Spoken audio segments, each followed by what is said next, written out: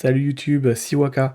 Petite vidéo cette fois-ci toujours un peu sur le thème du mercato, mais cette fois-ci plutôt en mode revue d'effectifs, pour voir un petit peu quels seraient les joueurs que je considérais comme indispensables si je ne pouvais en conserver que 3, et en choisissant donc un par ligne, donc un défenseur, un milieu et un offensif.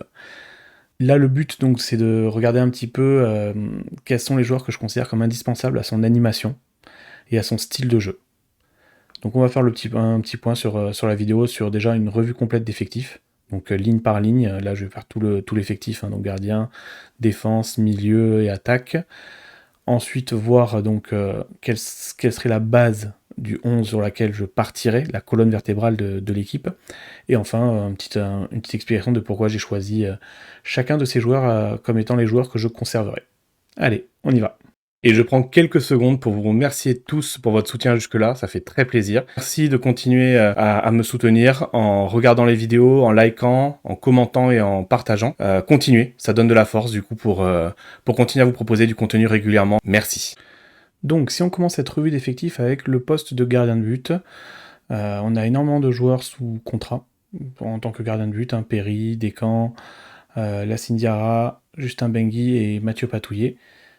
Et en plus de ça, on a l'arrivée potentielle de Matt Turner qui devrait a priori se faire assez rapidement. Donc là, c'est pas le poste sur lequel je vais m'attarder, hein. On verra bien si du coup Matt Turner vient en tant que numéro 1 ou en tant que numéro 2 comme ça a été annoncé à l'origine. On verra si Perry part ou pas, voilà. Mais logiquement, dans l'idéal, on partira avec Lucas Perry en tant que gardien titulaire. Et il faudra régler le cas de nos deux revenants de près, hein, Justin Bengui et du coup Mathieu Patouillet, qui lui dans son cas il va falloir d'abord le prolonger pour voir ensuite ce qu'on veut faire de lui. Au niveau des défenseurs, donc il y a deux cas qui ont déjà été on va dire réglés, qui sont donc la fin de contrat de Tagliafico qui ne devrait pas logiquement prolonger, et Omari dont le prêt s'arrête au 30 juin et qui ne devrait donc pas être acheté par l'OL qui avait une option d'achat à hauteur de 10 millions. Donc ensuite, il nous reste donc sur le poste d'arrière gauche actuellement au club Abner et le retour de prêt de la Hadiri. Logiquement, on va rechercher, donc comme je l'ai dit dans une précédente vidéo sur les cibles, les 5 joueurs à cibler en priorité, on devrait cibler un arrière gauche titulaire. Donc à voir du coup quel sera ce joueur.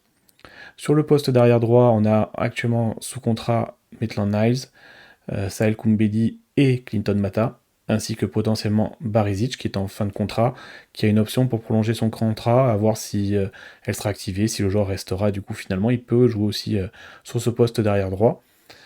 Et comme on peut le voir, il peut aussi jouer sur le poste de défenseur central, sur lequel il nous reste actuellement donc Clinton Mata toujours, Niakate et Kaletachar.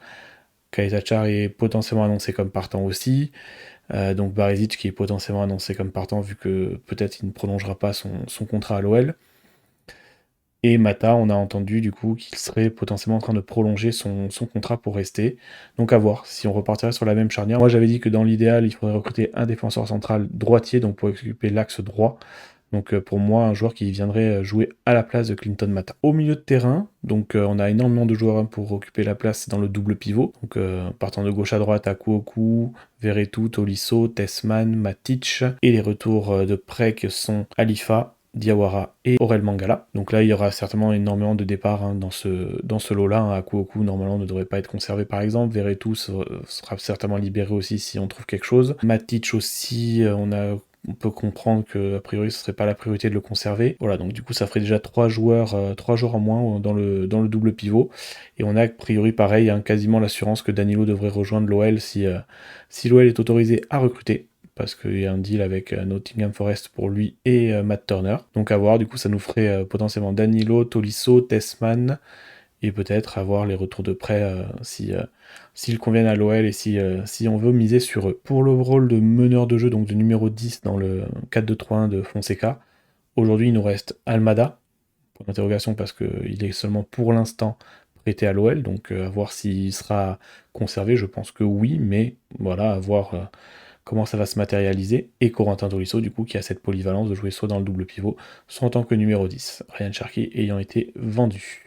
Au niveau des attaquants, donc attaquant de pointe, il nous reste donc Miko Tadze aujourd'hui dans le club, Lacazette est en fin de contrat, Enzo Molebe et Alejandro Gomez Rodriguez, donc deux jeunes joueurs. Donc j'avais dit qu'il faudrait qu'on recrute un joueur offensif supplémentaire, un attaquant qui serait du coup sur un profil différent de nos 3 joueurs, parce qu'on a des joueurs là capables de jouer en combinaison sur des petits périmètres, ou prendre la profondeur. Donc voilà, il nous faudrait plutôt un joueur plutôt capable de jouer des ballons de la tête, être capable de se fixer dans la surface, être un point de pivot. Au niveau des ailiers, donc aujourd'hui nous avons Nuama qui est blessé jusqu'à potentiellement la fin d'année. Fofana, donc est toujours pareil, Enzo Molebe et Alejandro Gomez qui sont capables de jouer sur le côté.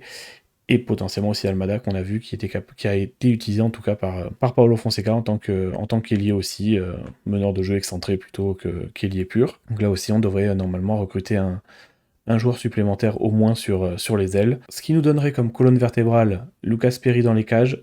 Encore une fois, je pars du principe, c'est moi qui choisis et je peux mettre les joueurs que je veux. Hein. Je suis Fonseca, je mets les joueurs que je veux dans l'effectif, je garde ce que je veux dans l'effectif. Donc Lucas Perry dans les cages, Maitland-Niles à droite, Niakate, on va dire que c'est le seul de la colonne vertébrale que j'ai inscrit qui serait plutôt le joueur un peu par défaut. Parce que j'estime que du coup, au vu du tarif qu'on l'a acheté, et qu'on nous a annoncé que de toute façon, potentiellement, il ne partirait pas, donc je pense que ça va en faire de facto un titulaire au poste. Donc Niakate dans l'axe, Tolisso potentiellement dans le double pivot avec potentiellement Danilo, si c'est le joueur qui est recruté à ce poste-là. Almada qui resterait du coup en numéro 10, s'il reste à l'OL.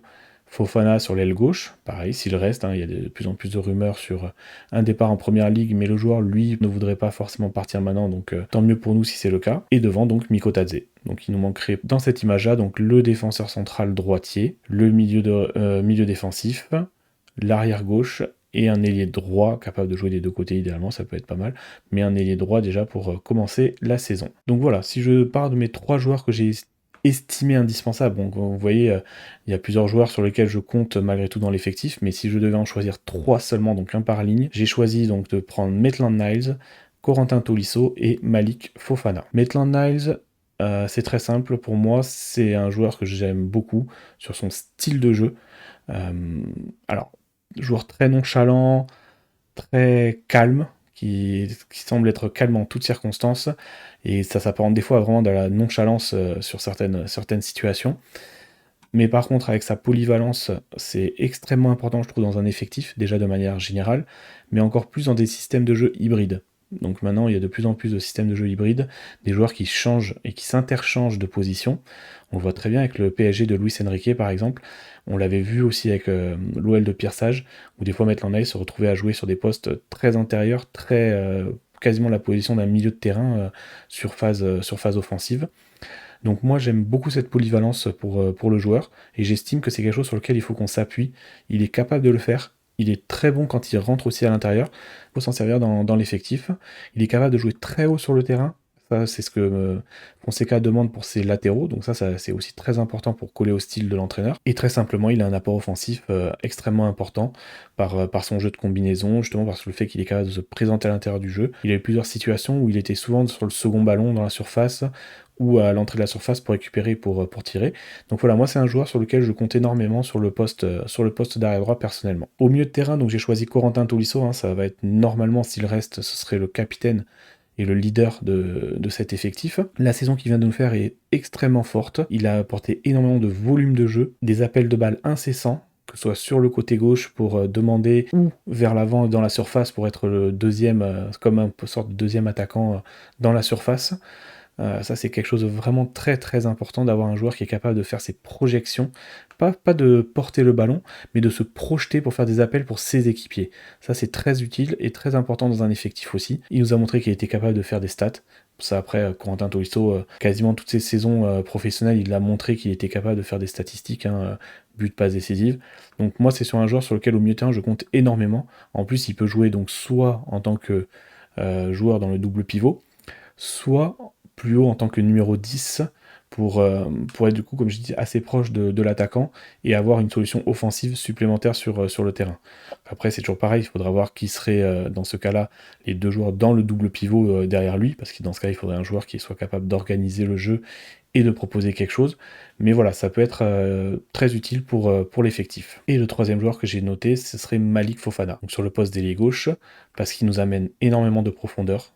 il fait beaucoup d'efforts défensifs, il a des statistiques, donc ça c'est très important d'avoir un ailier qui est capable de marquer ou de faire des passes décisives, donc lui c'est plus les buts que les passes décisives, mais entre sa vitesse, le fait qu'il est capable de jouer en profondeur, qu'il est capable de jouer arrêté pour dribbler son adversaire, qui va faire tous les efforts défensifs qu'il faudra faire. Moi, je trouve que c'est un joueur très utile pour nous, et au niveau de sa progression pour lui d'ailleurs, il a tout intérêt de rester à l'OL pour continuer à se montrer en vue de la prochaine Coupe du Monde. Voilà, donc on a fait le tour de l'effectif, une petite revue d'effectifs rapide. Je vous ai parlé du coup des 3 joueurs que moi je garderais si j'étais Paulo Fonseca pour son style de jeu. Donc là maintenant c'est à vous de me dire en commentaire ce que vous en pensez. Quels sont du coup vos avis sur la gestion globale de l'effectif. Voilà, me citer dans les commentaires 3 joueurs, un par ligne du coup, un offensif, un défensif et un milieu de terrain que vous garderiez à tout prix. Si là demain où on vous dit vous avez un veto sur un joueur, dire que lui il ne bouge pas, quels seraient ces 3 joueurs? Voilà, donc c'était un petit format un petit peu différent de d'habitude, moins centré analyse et plus débat et présentation de l'effectif.